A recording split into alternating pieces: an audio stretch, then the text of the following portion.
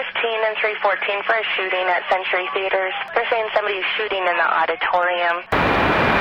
Roger, keep your fire west of the smoke. You're cleared hot. An officer hit. Send me the world. Don't go over that fence. Don't go over that fence. Grab the shotgun again. Welcome to Tactical Tangents.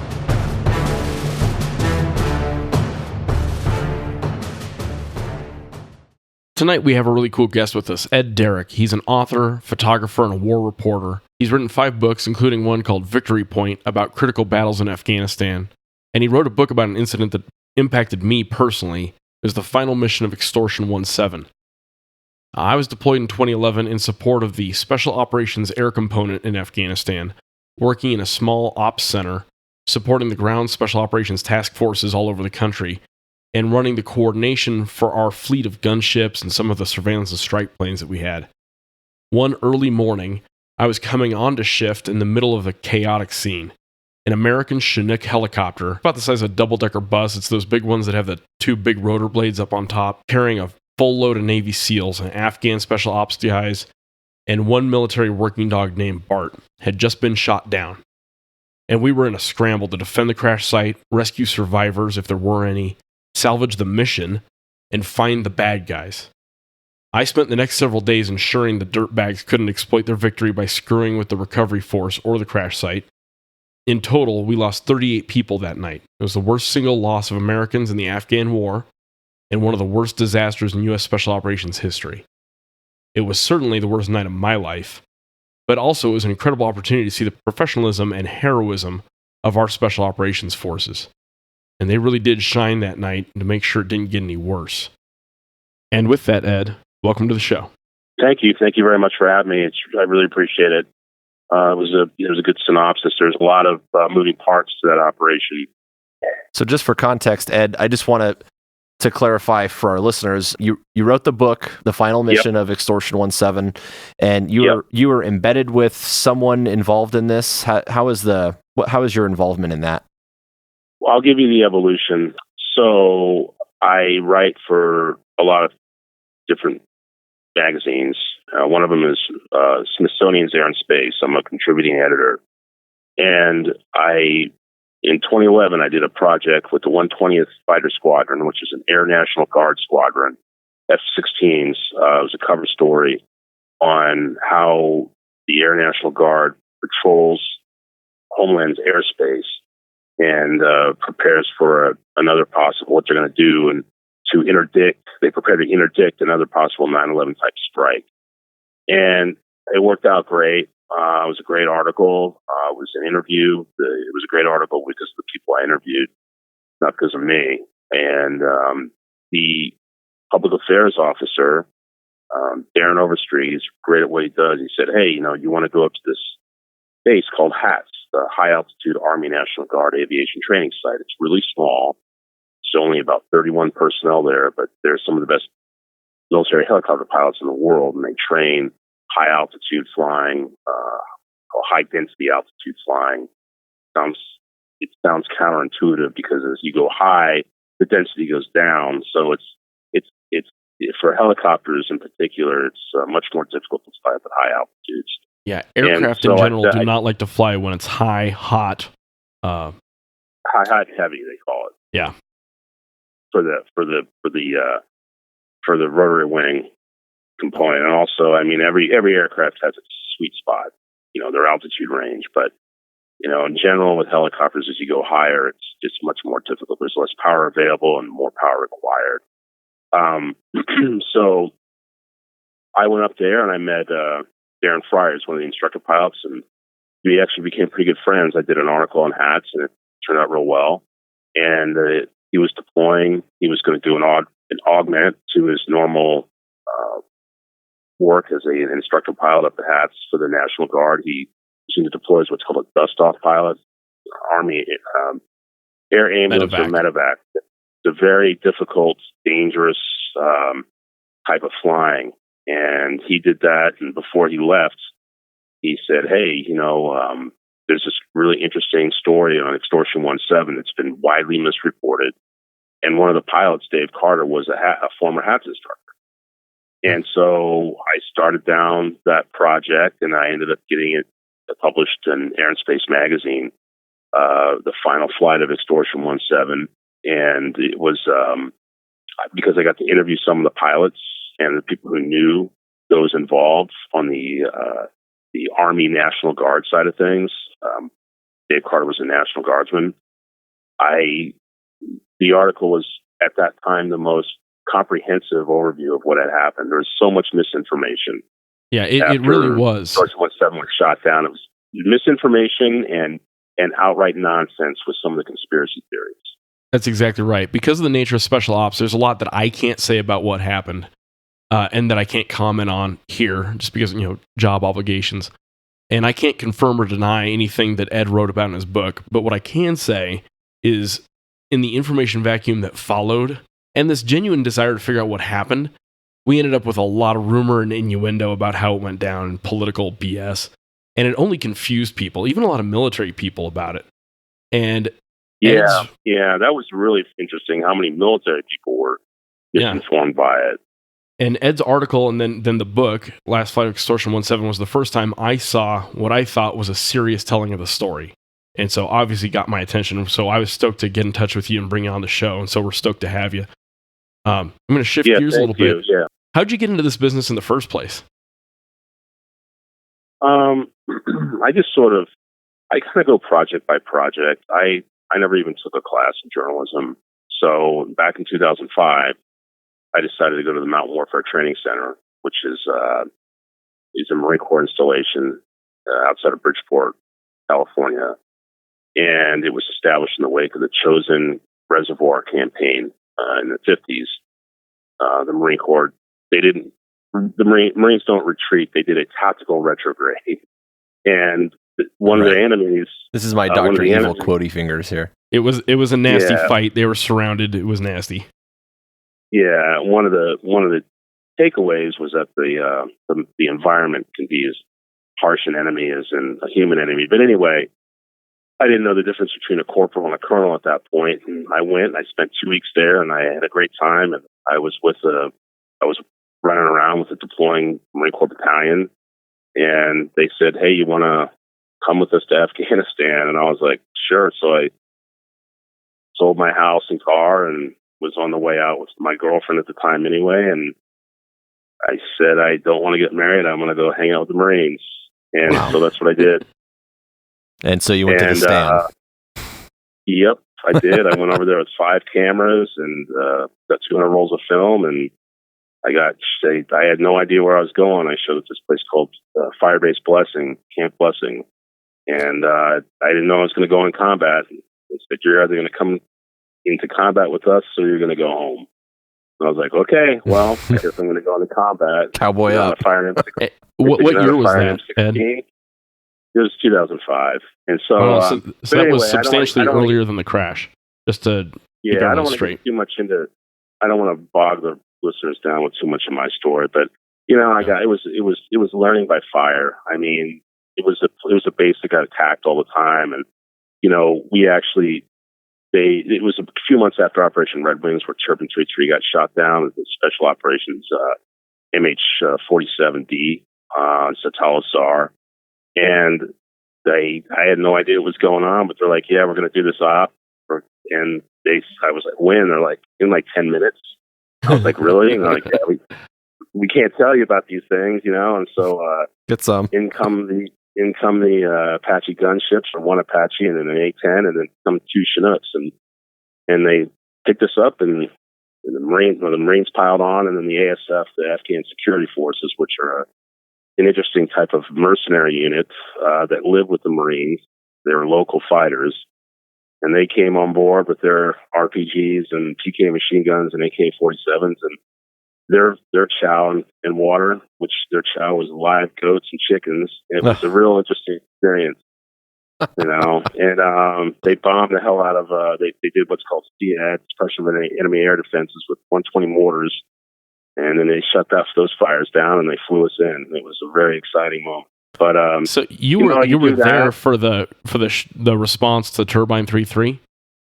No, I was there a few months afterwards. Okay. I met all the people.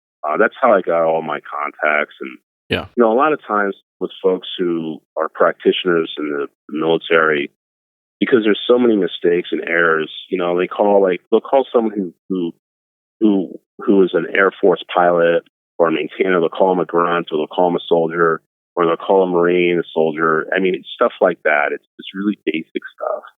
And that it's very common.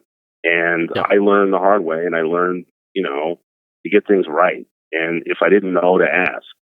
And it shows. It showed every page of your book. I was like, this guy clearly did his freaking homework. It's crammed with a lot of detail, that's for sure. Yeah. So, and you said they asked you if you know how to shoot an M16, right? Is that what you said? Yeah, and I was like, well, so I didn't know I was going outside the wire. Number one, I don't think I used that term. I go, number one, and number two, like, I'm going to be like, I guess I can say this now, years afterwards. I mean, the base was run by a 25-year-old who is now one of my best friends. And the platoon that was there, another one of my now best friends, he was the one who's like, you need to learn how to fire an M16, a SAW, which is an M249 SWAT automatic weapon. It's a 5.56. 249. Yeah, and then a 60 millimeter mortar tube, all the basic Marine Corps infantry weapon systems. And I was like, why? Because you might have to use it. And I was like, all right. And it turns out that I actually did. And at one point, which was something that, say it now, it's 13 years after the fact, because I wasn't supposed to do that. But, it's actually kind of fun being in a firefight, Well, it gives you some credibility that most people don't have, right? Exactly. Yeah. And that's something that, and I don't try to phrase it like that. It's just kind of, I can write with a little bit more authority. Yeah. Because I know what it feels like to fire an M16 in combat. It's perspective. Yeah, exactly. So about the perspective thing, I've read several books about the whole Afghanistan situation, kind of from the very beginning. In fact, the very beginning of it was one of the first intriguing things that I read about it. How they got the first boots on the ground, so to speak. Yeah.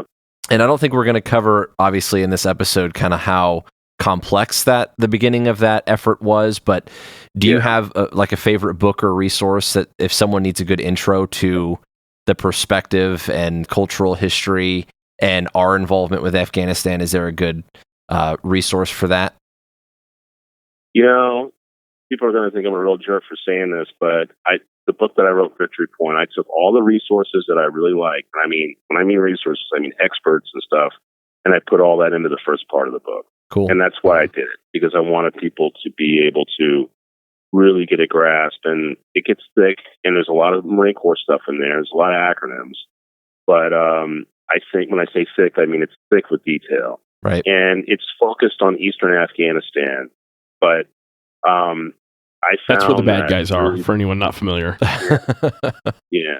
And also down in Helmand and Sangin and Marja. Yeah, they're also in Western Afghanistan. They're also in Southern Afghanistan. Yeah. Turns out, and there's a lot of bad guys. Yeah. So, but it was I did a lot of research with some academics and just a lot of direct research with people who are in the military. Yeah. So I found that to be the best because, you can go to Wikipedia, you can go to other people's books, but it's best to get primary sources. Yeah, I agree. Yeah. So anyway, that's sort of my answer to that. Cool. So Jim was there. I wasn't. Obviously, I've read your book for the people that haven't listened. And by the way, guys, any of these books that we talk about, both of Ed's books that have come up so far, I mean, he's got a bunch, but Victory Point and obviously the Final Mission of Extortion 1.7 we'll put links to in the show notes if you guys want to check them out. But can you just give a real brief synopsis of what that story is about, what that incident was all about? I know Jim kind of covered it, but I just want to cover kind of from 30,000 feet what the story was. Okay, so basically personnel from United States Special Operations Command were leading the campaign in the Tangi Valley, which is a strategically significant part of Afghanistan at that time. To the north was Kabul, the Kabul security zone. To the south is, Gardez and Kandahar. And to the east, you've got Forward Operating Base Shank. And then east of there, you've got Pakistan. And so the Tangi was an area that was strategically vital for the insurgency, which, by the way, the terrorist/insurgency is basically a shadow invasion that's pushed by Pakistan. So they get all their C2, command and control, financing, organization. Everything is outside of Peshawar, Pakistan, for these various groups. The Taliban, PIG, all these insurgencies are based there, and so they have to have a pathway in and out. They also have to, to get weapons, to get money, to get in personnel and that kind of thing. And so these personnel of U.S. Special Operations Command, utilizing a variety of intelligence assets and products, determined certain key individuals, and they call them intel triggered ops. And so there's certain things that happen that will trigger it. I get into that in the book. I won't get into it over on this show, but it's a very dynamic situation, and there's a lot of moving parts. There's people who are, they may not particularly be directly under command of U.S. Special Operations Command, but they are in direct support of them. Let me jump in on you, Ed, real quick. So just to kind of consolidate what he's telling you, when we do counterterrorism operations, we are trying to find, fix, and then finish a bad guy. And then we exploit, analyze, and disseminate the information we pull off of him when we finish him, right? So we got to find the guy, which means we got to find him down to a very finite position in space. I have to know within so many meters or so many miles before I send a team in and put them at risk. And then I have to keep an eyeball on him until I can get the team there or put a bomb on his head.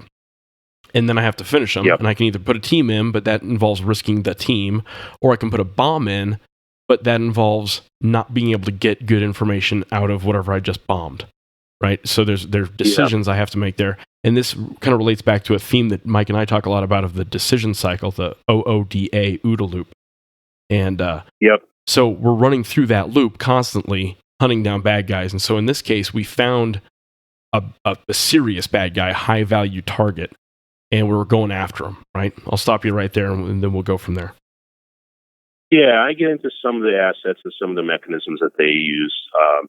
The United States intelligence gathering and processing architecture is very robust and advanced and powerful, and I'll leave it at that. So the individual that they were targeting, a team went out, and it wasn't so much that they were requesting reinforcements. It's just that that's the easiest way to explain it. It's just that the operation evolved differently than what they initially had planned for.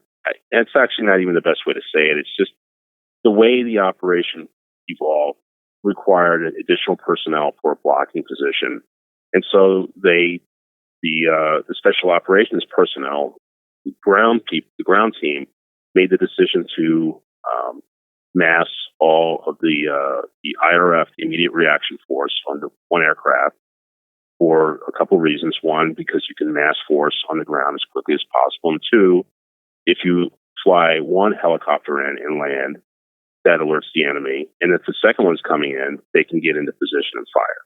So they put everybody on one. They had aviation assets. I'll speak to the conventional Army aviation assets, not the others. I do in the book, not in super detail, but I talk about the Apache gunships that were orbiting overhead, and they maintained continuous eyes on the LZ and everything in all areas around them. And then Extortion 17 flew in and made the 1-minute call. And as it passed a little village on the southern side of the Tangi Valley, a guy who happened to be at the right place at the wrong time, actually a couple guys, they happened to have some RPGs with them. They heard the helicopter approach, and they just took a dumb shot. The first one missed, the second one hit. So hit the rear rotor blade, sheared off a little over 10 feet of it, came catastrophically imbalanced, ripped the rear pylon off, and everybody was killed within a quarter of a second. I get into how I know that they were killed that quickly in the book. I won't bog this down, but it was nobody suffered. So, so they crashed after they were killed, within a second later. And then that's when the CSAR spun up. And all sorts of assets from all over Afghanistan. Once that fallen angel call goes out, then everybody's ears perk up and they stay off the radio because, you leave on different units call it different things, but it's like BattleNet or Kilo Common is what they were calling it. But the H-64 pilot, Randall DeWitt, who I profiled in the book, he had eyes on they have a thing called PADS PINVIS, Target Acquisition Designation Site Pilot Night Vision System. It is a thermal infrared scanner that's very powerful. And they had those things slew to the IRF LZ, the Immediate Reaction Force Landing Zone. Randall, who was up front on the Apache, it's a two-seat aircraft. He was watching for Extortion 17 to enter the valley through his night vision goggles, and he requested that they had their IR strobe lit, and they did. And so he actually witnessed the shoot down. He just saw it, and they immediately there was another aircraft that was essentially the air mission commander, and then they made the call that they could go ahead, that there was contact. And once that contact call went out, then Randall engaged what he thought was what they call the POO, the point of origin. He engaged that site that he observed, that he visualized through his night vision goggles from about 1.29 miles away. Is where he observed it from. And so they engaged a number of times, and then they rolled straight into. You guys can talk about this, Jim. Standardization, and basically keep everybody out. And they had the one ground force that was doing the operation that requested the immediate reaction force come in. Those guys broke contact with what they were doing, and they moved to secure the crash site. And then a number of as you can imagine, losing a helicopter is a big deal, and kind of everything stops while we figure out what happened. And there's some serious fog and friction. As you can imagine, if you're in a car wreck or you watch a car wreck, it's not unlike that, where you're trying to figure out what the F just happened. And I remember, getting on shift and seeing the discussion back and forth over the classified communications channels. Of course, nothing I'm talking about is classified, but they were talking on their chat programs. Was it one helicopter or two? Was it this call sign or that call sign? Are the survivors or the bad guys? And there was a lot more noise than useful signal. And it was one of the most reassuring things I saw was one particular aircraft stepped in on top of everyone and said, "Everybody shut up. We've got eyes on the crash site. We've got eyes on point of origin. We've got weapons up, sensors up. We're the on-scene commander." And that kind of brought everyone back into the game. And I believe that crew prevented more needless death that night. So I'm going to shift gears on us a little bit. You just told us that your reporting is from a guy who was there, eyes on, in his Apache helicopter. Actually, there was a few of them. I saw a few of them. Yeah. There was a slew of rumors afterward that this shoot down was somehow a conspiracy, or it was linked to the Obama administration leaking information about bin Laden or something. Can you speak to that real quick about how sure you are that it went the way it did? Yeah, I'm absolutely 100% positive, and I'm not going to get into the reasons why, but there was absolutely no conspiracy. It's just nonsense. Helicopters got shot at all the time in Afghanistan by people with RPGs, and they almost never hit them. I mean, the most salient examples of them getting hit was Razor 01 on Takugar in Anaconda in 02, and then Turbine 33 in 05. There's on what I did for the book was I looked up SIGAC's significant action reports on WikiLeaks, and I won't get into specifics, but there was hundreds hundreds in the span of just 3 years of reports by pilots and crew of getting shot at. Now, this is the people who actually knew that they were getting shot at. You know, like during the night, yeah, you see these big puffs and these sparks fly out through NVGs, or night vision goggles. But, you know, during the day, it's just a puff of gray smoke, and you may not even know you're getting shot at. So, I mean, it happened all the time. And funny story about that. On my very first deployment, the first time I thought I was being shot at, I said to the crew, hey, no big deal. It looks like it's pretty far away, but I think there's shooting going on over there. My navigator leans over me, and he's like, that's a thunderstorm, dude. You're not getting shot at. So noob. Yeah. So yeah. And then and then a couple deployments later, I had a better sense of what was what. So a natural question some people might have about this is, why were we moving SEALs around in these big, ungainly helicopters when we have Blackhawks and Little Birds, and we saw the movie Black Hawk Down, and even a special operations version of these same big Chinooks? Like, why use the big dumb cargo helicopters? Well, this is a great question because, number one, the Chinook operationally is the fastest helicopter in the Department of Defense. Now, they call VMAX the highest possible speed, and a Black Hawk, a 60 frame Mike model, stripped down. You can go faster, but it's not operationally. The Chinook is the fastest. It's also not the biggest helicopter. Have you ever seen a CH-53 Echo? Marines fly them, and now they're going to be flying the Kilo, the K.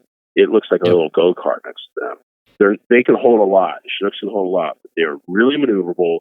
They're really fast. They're great at high altitude, and those are just silly. Those are just pretty silly rumors and misconceptions about the Chinook helicopter. It is an amazing aircraft. It's really powerful. Well, there's a term you used earlier that I thought was important, and it's mass, which is the Army and other ground forces really hates being outnumbered. It's just a fundamental truth of warfare that you always want to way outnumber the other guy, at least at a strategic point, right? And so the more dudes that can get on objective at once is better for them. Yeah, well, and that's just the way it is, tactically. I mean, it's the special operations personnel who are in charge of the immediate reaction force. They wanted to mass their personnel as quickly as possible. And, of course you want to have 10 times as many guys or 5 times as many guys, as many as you can, so long as there's, you can shoot, move, and communicate effectively. Once that C4 architecture breaks down and the C3 architecture breaks down, that's a problem. And that sometimes happens with lots of people. That happened with Pat Tillman. That was a basic, I guess you could say C3, command, control, and communication architecture breakdown. Brute force, but anyway, I mean, it's from the Extortion 17 story. I just want to really quick, if I can, finish up the conspiracy theory thing. Like, if there really was a conspiracy theory, they would not have used a ballistic weapon system like an RPG. They would have used a MANPADS, which is man portable air defense system, which those guys just don't have.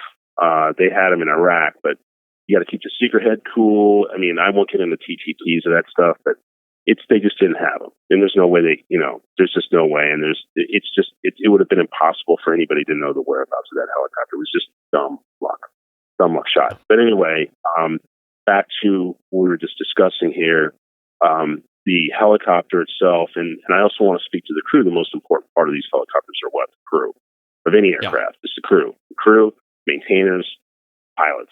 And these guys were some of the best, They were highly trained. And one of the things that people do, they say, well, why were these special operations personnel not being supported by the special operations aviation element, the CAT 160th? And it's because of a number of reasons.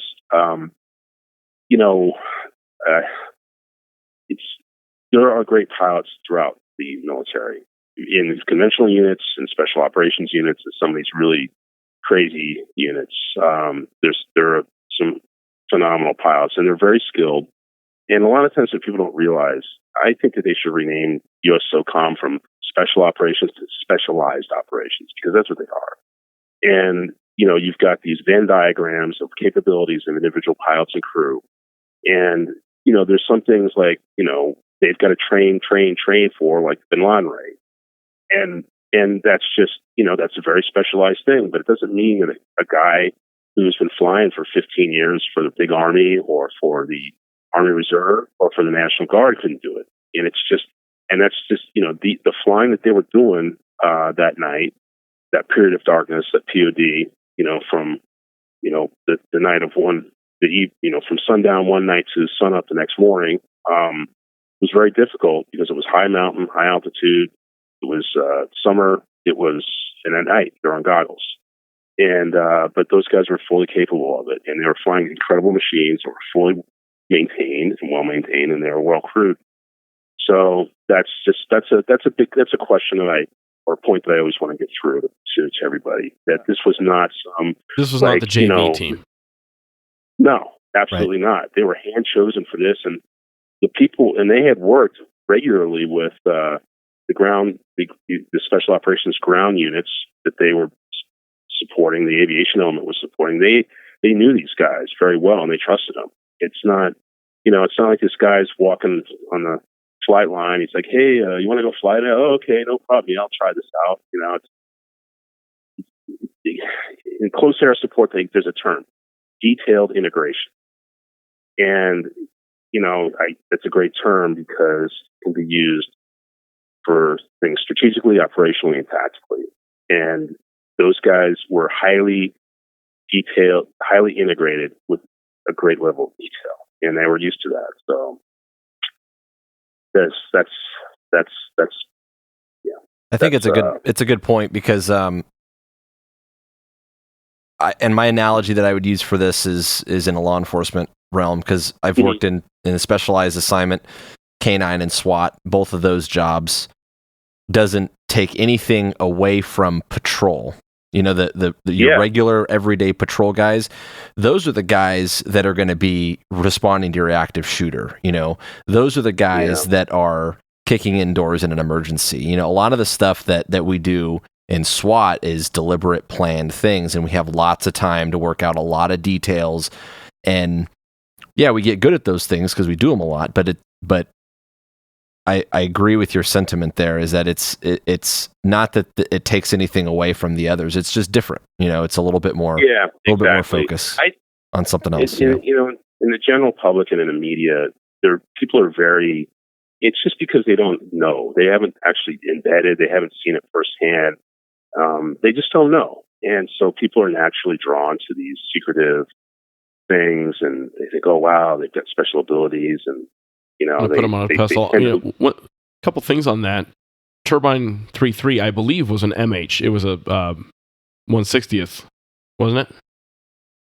Yeah, that was Turbine 3.3 was an MH-47 Delta. Yep.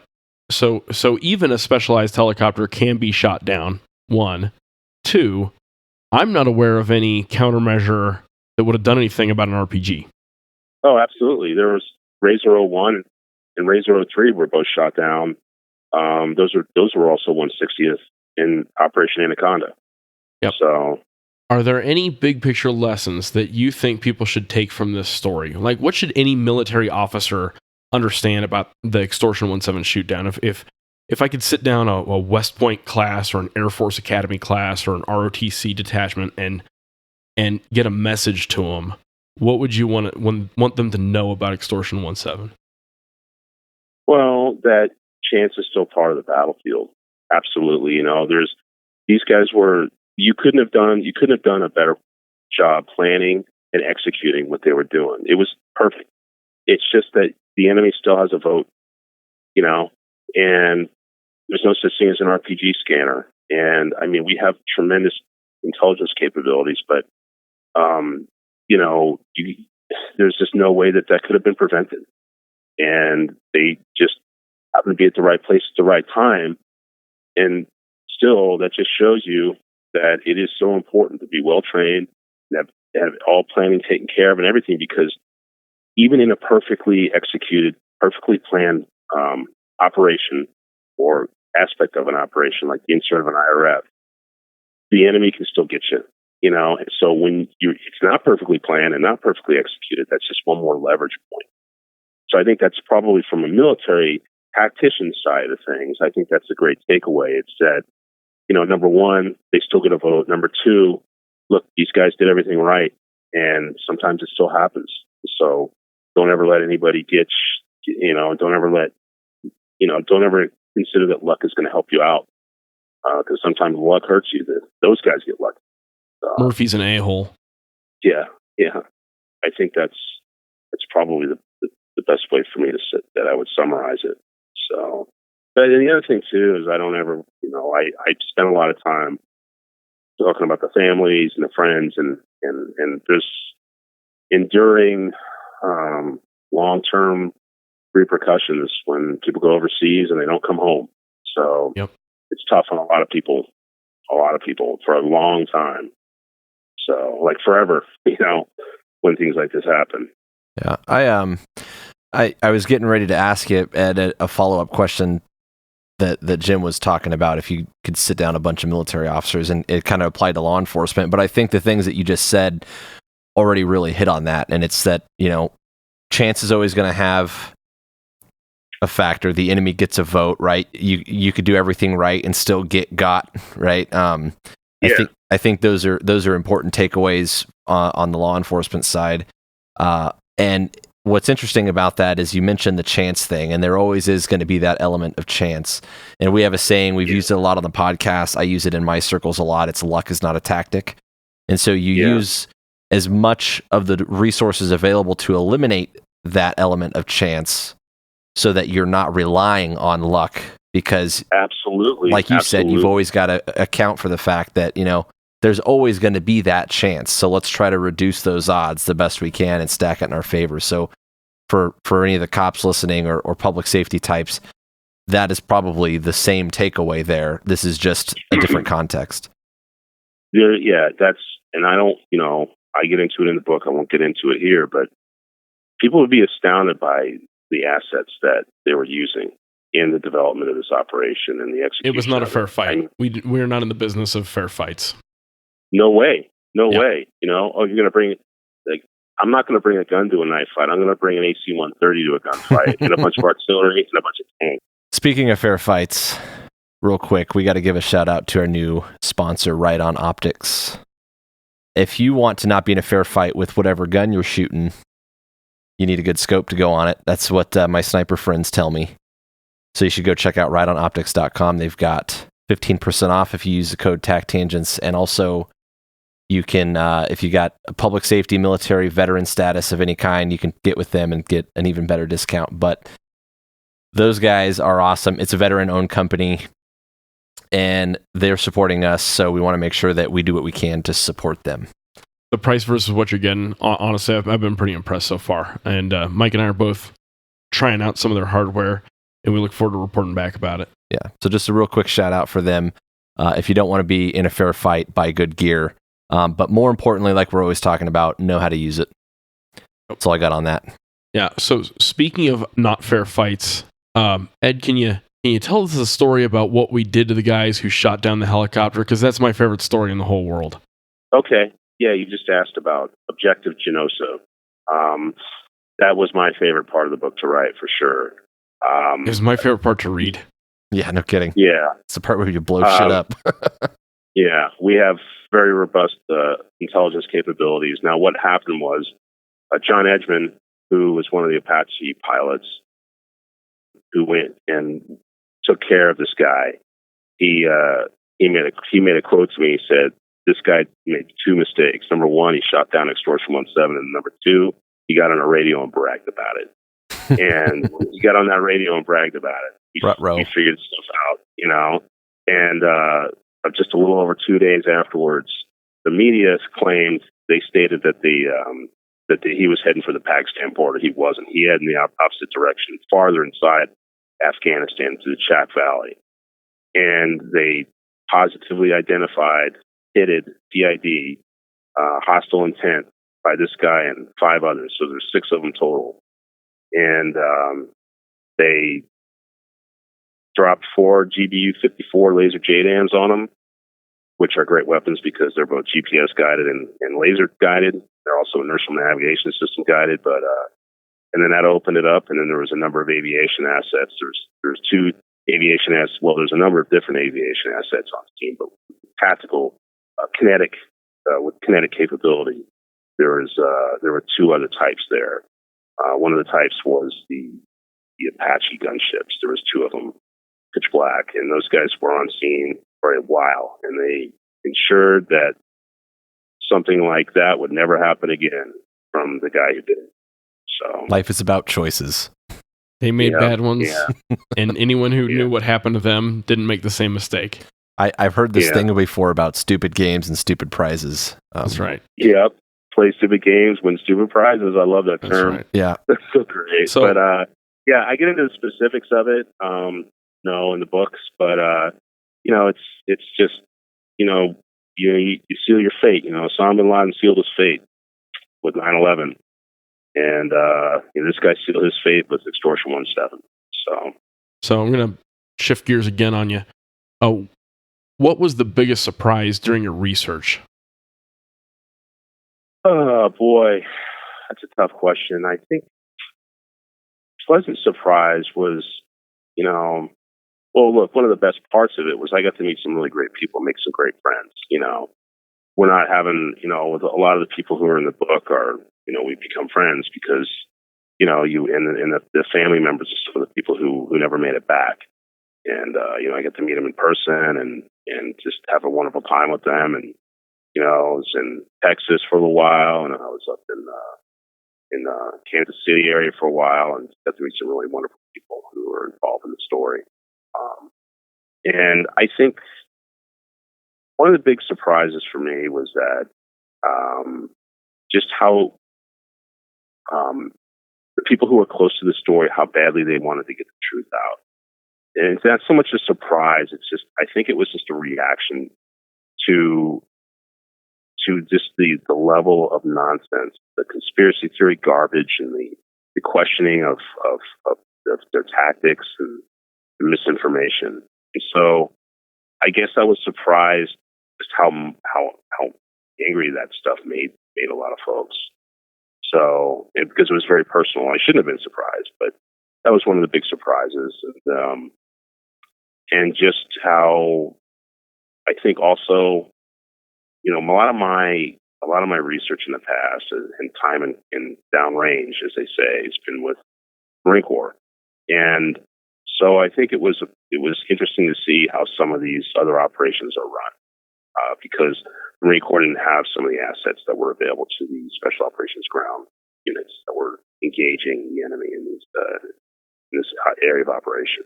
So, but yeah, so it's a tough question. I've been thinking about it, and I just think I was just surprised by just the level of the wanting to help me out with this. Let's put it that way, to get the truth out. Well, it's very, very frustrating, right? Because there's a lot you can't say that everybody who is anywhere near it can't say. And then you're hearing just total BS from some YouTube channel about it. Yeah. And, when people lie or make stuff up or overreach about things they don't know, they're dishonoring the memories of people who were legit card-carrying heroes. I mean, I don't like to throw around that word, but everybody who was involved in that was not their first day on the job. That was not their first sensitive mission. Almost all of them had every individual had an incredible story. And when we start pretending that there's some conspiracy theory, we're denigrating all of their memories. So, yeah, they're just terrible. The level of just duress that some of this nonsense has put some of these family members through is just terrible. Really, it's really bad. The stuff that some of these people do and say is unbelievable, and they try to slough it off by saying, "Well, I'm just trying to, get the answers," and it's like, no, you're just trying to make it all about you. You're trying to sell a book. You're trying to give yourself some credibility. So, speaking of selling books, what's your next project? What are you working on? I have a book coming out in the spring on my war photography. It's called War Moments. It's going to be published by Amherst Media. And then I've got a book on 2nd Battalion of the 3rd Marine Regiment in the Haditha Triad region of the Al Anbar province of Iraq. What a brutal deployment that was, but they achieved a pretty amazing victory over Al Qaeda in Iraq. So that's one I'm working on right now with some really great Marines. Ed, I want to say thank you on behalf of anyone who was there that night for capturing the story and working as hard as you did to do the story justice. I appreciate it. I feel connections to this story that I can't even talk about, right? So I thank you for the work that you did on it. Is there anything else that you want our listeners to know about? Well, I appreciate people reading the story and reading about it in the magazine, that article, and getting a more in-depth appreciation for it in the book. And I really appreciate you guys letting me come on and discuss that. And thank you so much. It's a real privilege to be on with you guys. There's a couple things I want to mention about the book in particular, and I have not looked at Victory Point yet, but I want to go check that one out. But as I kind of alluded to earlier, the story of Afghanistan in its entirety is a fascinating story, and it's fascinating for why it, it's fascinating because it's important to understand why we have an interest there. It's fascinating to hear about the history and the culture there and how it got into the mess that it has been in for so long, and how what length we had to go to get our feet on the ground and get and to be effective there. So the entire story there is interesting, and I think people need to really read up on Afghanistan and understand it. Victory Point sounds like a great. I can't. I haven't read that book yet, but I trust that anything that Ed has written is going to be packed full of detail and probably be pretty accurate. So it sounds like a good place to start. Yeah, you're right. I mean, it was tough because, it's the evolution of the American military. I mean, for decades, we were planning for like 50,000 T-Series tanks to come racing through the steppes of Poland, like massive, army versus army, and then all of a sudden we're faced with this, this asynchronous warfare where it's, you've got this elusive enemy that can jump out and fight in these different ways and jump in with the populace, and we learned a lot of lessons real early on, real quick, and continue to refine those lessons as things progress and as our military continues to get better. It always does. So, but there's a lot of stuff that went on in Afghanistan. And there's a lot of case studies, and it's still happening. Still going on, and we're 17 going on 18 years into this war. We got guys fighting on both sides who effectively weren't alive when it started, and that's pretty wild. A lot of people have a lot of catching up to do because there's plenty of war to go around. Yeah, it's pretty amazing. But, ultimately, I think, we're winning. There's a lot of naysayers out there, but, we're winning. You're not seeing those ISIS videos anymore, beheadings. You're not gonna. Yep. All right, Jim, you got anything else? I'm good. Thanks for coming on, Ed. We appreciate it. All right, guys, just remember we got new episodes. We come out every 1st and 15th of the month. If you want to get in touch with us, the best way is probably on Facebook. You can also email us, info@tacticaltangents.com. And we're on Twitter and Instagram now, so make sure you check that out. If you're not already signed up for our email bulletin, be sure to check that out, newsletter.tacticaltangents.com. We send out a weekly 400 or 500-word email bulletin of tactical insight. Be sure to check out our new sponsor, Right On Optics, at rightonoptics.com. You can use the discount code TACTangents. That's all I got. Good talk.